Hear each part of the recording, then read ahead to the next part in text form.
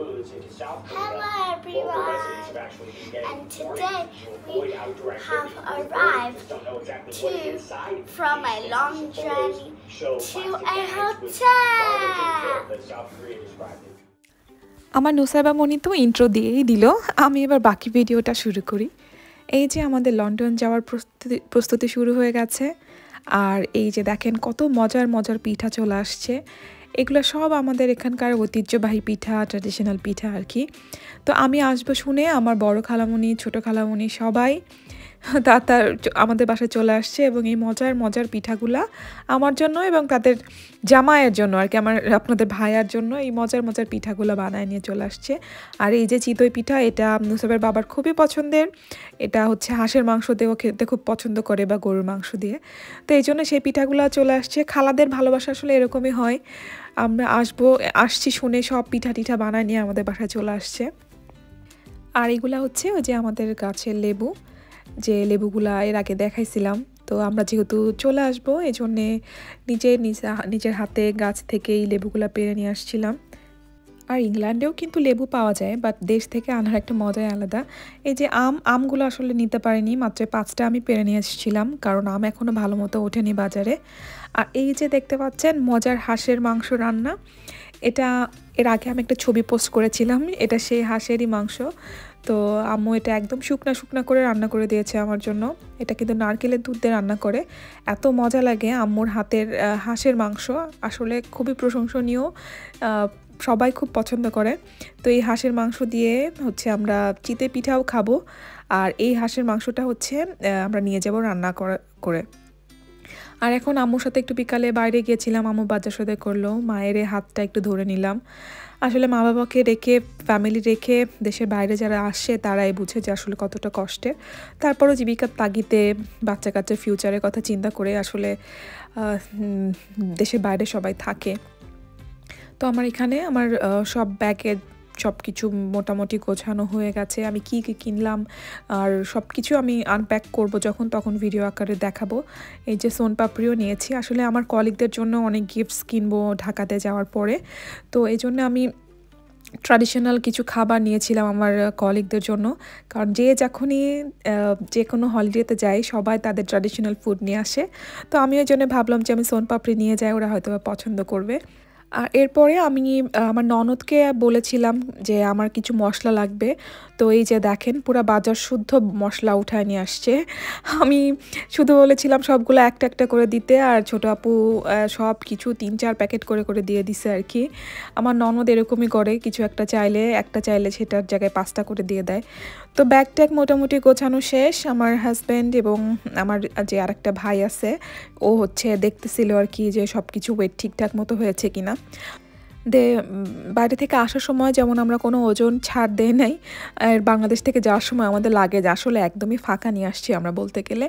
আর এখানে হচ্ছে আমার নুসাইবা যেহেতু কান ফুটানো হয়েছে, সো এই জন্যে আমার নুসাইবা তার নান্নি এবং নানা ভাইয়ের কাছ থেকে গিফট পেয়েছে। চলেন তাহলে সেই গিফটটা ওপেন করি। আসলে নানা নানির কাছ থেকে গিফট পেয়েছে, ওর চাচা চাচির কাছ থেকে গিফট পেয়েছে, দাদা দাদির কাছ থেকে, ওর ফুপির কাছ থেকে। এটাই মজা আসলে, কারণ আমি যে গিফট দিয়েছে আমি কাউকে না করিনি, কারণ এটা দেশে গেলে ওরা আসলে গিফট পাবে, এটাই ওদের আনন্দ, এটাই ওদের স্মৃতি, কারণ যেহেতু থাকা হয় না। তো এই যে কানের দুলও এতগুলো কানের দুল গিফট পেয়েছে, এগুলো সবই আমিই পরবো, কারণ ওই যে একটা কানের দুলোর কানে দেওয়া হয়েছে, এবং এটাতে ও এত ভয় পাইছে যে ও এখন আর কানের দুলের চেঞ্জ করবে, এই কথাটা শুনলেই কান্না পাচ্ছে। তো যাই হোক, মেয়ে যতগুলা গিফট পেয়েছে এগুলা মায়েরই হবে, এবং একটা সময় যে আমার সব কিছু আমার মেয়েই পাবে। তো সাইকেলটা এরকমই হয় আসলে, এখন আমার মেয়ের সব গিফট হচ্ছে আমার, আর একটা সময় আমার সকল অর্নামেন্টস চলে যাবে আমার নুসাইবা মনির কাছে। তো যাই হোক, আমরা সব কিছু পরের দিন সকাল সকাল আবার রওনা হয়ে গিয়েছিলাম। আর আমি আসলে বিদায় পার্টটা আমি কখনো ক্যাপচার করার সাহস করি না, কারণ আমি ওই কান্নাকাটি জিনিসগুলো আমি দেখতে পারি না। তো গাড়িতে ওঠার পরে সবাই খুব টায়ার্ড, আমি আমার আম্মু আব্বুকে রেখে আসছি, আসলে একটা খুব খারাপ লাগা কাজ করতেছিল। যাই হোক, আমি ইমোশনাল কথাবার্তা বলবোও না, কারণ আমার ভিডিও জানি আম্মু আব্বু দেখে, তো ওটা দেখলে আবার তারা খুব বেশি ইমোশনাল হয়ে যাবে। তো যাই হোক, আম্মু আব্বুকে রেখে আসছি, তারাও ইনশাল্লাহ ভালো থাকবে, আমিও ইনশাল্লাহ ভালো থাকবো। তো আমরা এখন আসলে বের হয়েছিলাম ঢাকার উদ্দেশ্যে, পরে ওইখানে আবার একটা হোটেলে উঠবো, পরে আমার ঢাকাতে কিছু কেনাকাটা আছে সেগুলা করব। তো মাঝখানে আমরা যাত্রা বিরতি করেছিলাম। এই যে পটেটো চিপস, এটা আমরা ইংল্যান্ডে কিনে খাই, যে টাকা দিয়ে কিনে খাই সেটাতে বাংলাদেশে হয়তো বা 4-5টা হয়ে যাবে। তো আমরা সবাই মিলে এখানে একটু খাওয়া দাওয়া করছিলাম, আমরা পটেটো চিপস খাইলাম, ঝালমুড়ি খাইলাম। নুসাইবা ওর মামাকে নিয়ে গেছে হচ্ছে আইসক্রিম কিনতে, বাট ওই সময় আসলে ওই যে বললাম না যে ঘূর্ণিঝড় রোমেল হয়েছিল, তো ওইটার জন্যে ফ্রিজের আইসক্রিম পর্যন্ত এখন জমাট হয় নাই আর কি। আপনাদের ভাইয়া এখানে হচ্ছে বন রুটি খাচ্ছিল, অনেকদিন পরে বন রুটি পেয়েও বললো যে চলো একটু বন রুটি খাই, দেশি সব কিছু খাবো। আমরা বেশ আনন্দ করতে করতে যাচ্ছিলাম, কারণ একদিকে খারাপ লাগা কাজ করতেছিল, ওটা ভোলানোর জন্যই আপনাদের ভাইয়া খুব চেষ্টা করছিল হাসানো সব কিছু করার। আর এখানে একটা চাচা দেখলাম খুব সুন্দর সুন্দর জিনিসপত্র বিক্রি করতেছে, বাট আসলে আমার এইগুলো আমার পড়া হয় না, এই জন্য আমি আর নেই নাই, বাট দেখতে খুব ভালো লাগছিল। পরে চাচাকে অবশ্য কিছু টাকা দিয়ে আসছিলাম যে চাচা নিচ্ছি না, মন খারাপ করেন না। আর এই যে আমাদের খুব পছন্দের ঝালমুড়ি আমরা কিনে নিলাম, কারণ সবাই মিলে যাচ্ছি। আর আমাদের সাথে সঙ্গ দিচ্ছিল আমার ভাই, ছোট ভাই এবং আমাদের নতুন বউ। ওরা দুজন আসলে অনেক করেছে আমাদের জন্য, যেটা না বললেই না, কারণ আমরা ঢাকাতে যাওয়ার পরে নুসাইবাকে রেখে ওদের কাছে আমরা নিউ মার্কেটে ঘোরাঘুরি করেছি অনেক, আর ওরা আমার নুসাইবাকে টেক কেয়ার করেছে আর কি।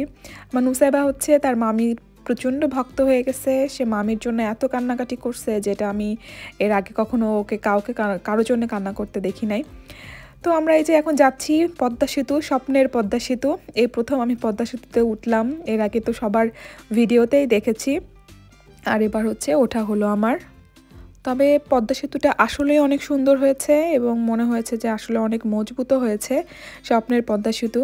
তবে একটা জিনিস বলতে হয়, এবার এই প্রায় অলমোস্ট 3 বছর, আড়াই থেকে 3 বছর পর, 2.5 বছরই হবে পরে বাংলাদেশে যেটা বুঝলাম, বাংলাদেশ আসলে আগের থেকে অনেকই ডেভেলপ হয়েছে, এত সুন্দর সুন্দর এক্সপ্রেসওয়ে হয়েছে এবং পদ্মা সেতু, মেট্রো রেল সব কিছু মিলায় আসলেই অনেক ভালো লেগেছে, কারণ অনেক অনেক ডেভেলপ হয়েছে। তো আমি প্রথম পদ্মা সেতুতে উঠলাম, স্বপ্নের পদ্মা সেতু, সবাই অনেক অনেক ভিডিও দেখেছি সবার, বাট মনে মনে ভাবতাম যে কখন আসলে উঠব। তো এবার আমাদের সেই সৌভাগ্য হয়ে গেল। একবার প্ল্যান করছিলাম যে আমরা এখানে নেমে মাওয়াঘাটের ইলিশ ভর্তা খেয়ে যাব কিনা, ইলিশের লেজ ভর্তা, বাট পরে আর আসলে টাইমে আমাদের হয়নি, তো এই জন্য আমরা আর যাইনি আর কি। তবে পদ্মা সেতুতে উঠে বেশ ভালোই লাগছে।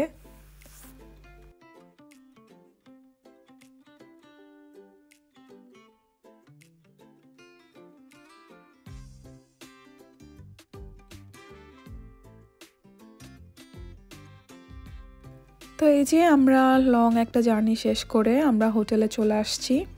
নুসাইবা তো অলরেডি বেডে চলে গেছে, ও খুব টায়ার্ড। আমরা আমাদের জন্য একটা রুম নিয়েছিলাম এবং আমার ভাই এবং আমার ভাইয়ের বউয়ের জন্য একটা রুম নেওয়া হয়েছিল।